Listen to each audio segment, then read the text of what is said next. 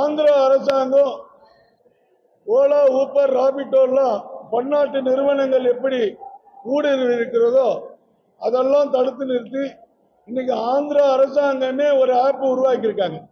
அந்த ஆப் மூலமா ஆட்டோ டிரைவர்களுக்கு ஒரு வாழ்வாதாரத்தை முன்னேற்றி கொடுத்திருக்காங்க.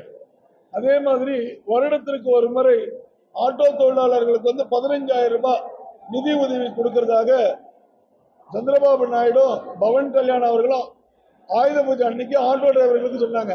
அதுபோல தமிழக முதல்வரும் ஆட்டோ டிரைவர்களுக்கு அந்த 15,000 நிதி உதவி கொடுக்கணும்னு சொல்லி நாடு முழுக்க கையெழுத்து இயக்கம் நடத்துறோம். அப்படி கையெழுத்து இயக்கமானது நாடு முழுக்க முடிந்தது.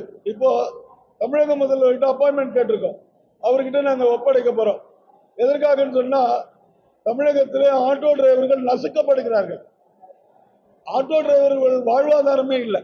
இந்த சங்கத்தின் மூலமாக இன்னைக்கு நாங்கள் கோரிக்கை வச்சிருக்கோம்.